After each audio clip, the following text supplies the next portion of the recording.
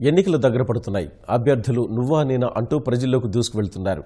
మైకులు మోత మోగిస్తున్నారు. ప్రతి క్షణం విలువైనదిగా భావిస్తూ ఓటర్ దేవుళ్లను మెప్పించేందుకు ప్రయత్నాలు చేస్తున్నారు.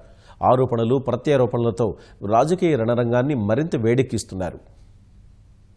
ప్రచార పర్వం పతాక స్థాయికి చేరుకుంటోంది. శ్రీకాకుళం జిల్లా టెక్కలి తెలుగుదేశం అభ్యర్థి మంత్రి కింజరపు అచ్చెన్నాయుడు విస్తృతంగా ప్రచారం నిర్వహించారు.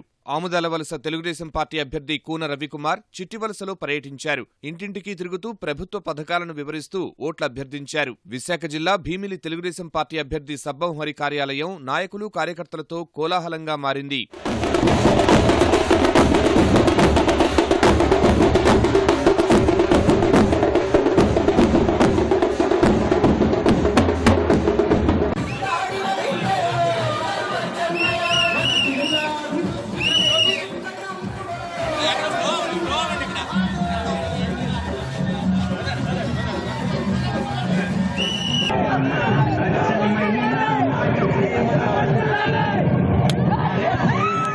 తూర్పుగోదావరి జిల్లా జగ్గంపేట నియోజకవర్గంలో ప్రధాన పార్టీల అభ్యర్థులు జోరుగా ప్రచారం చేస్తున్నారు. జనసేన అభ్యర్థి కాటంశెట్టి సూర్యచంద్ర గండేపల్లి మండలంలో పర్యటించారు. అనపర్తి నియోజకవర్గం బిక్కవోలులో మంత్రి నారా లోకేష్ పర్యటించారు. ప్రత్యేక హోదా ఇవ్వకుండా ఆంధ్రులకు మోదీ వెన్నుపోటు పొడిచారన్న లోకేష్ రాష్ట్రానికి ముఖ్యమంత్రిగా అనుభవజ్ఞుడు కావాలో, 16 నెలలు జైల్లో ఉన్న వ్యక్తి కావాలో ప్రజలు ఆలోచించాలని కోరారు. ఈ రోజు కేసీఆర్ గారు ఒక ఆలోచనలో ఉన్నారు.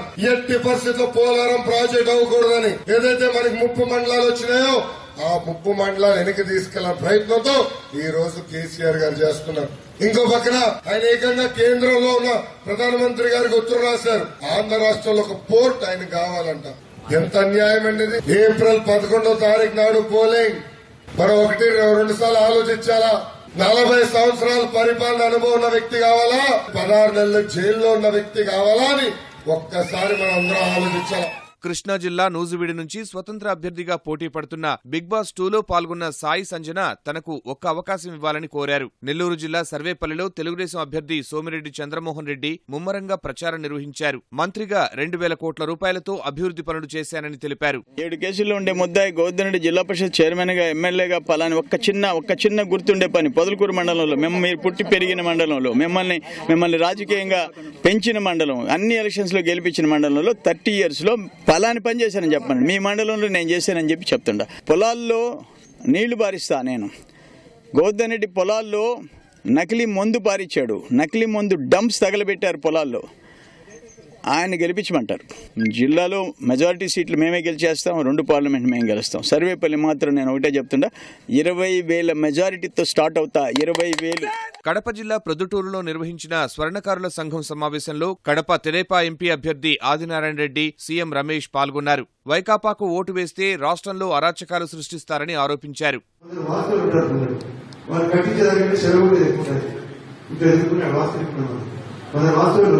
కట్టించేది చాలా తక్కువ.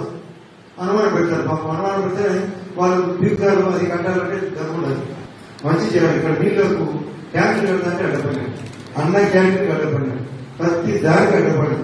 అంటే చెడగొట్టి రాజకీయాలు చేసి, అసంతృప్తి లేని రాజకీయాలు చేసి ఓట్లు రాబట్టే వ్యక్తి రాజకీయ నాయకులు అంటే ప్రమోటింగ్గా ఉండాలి.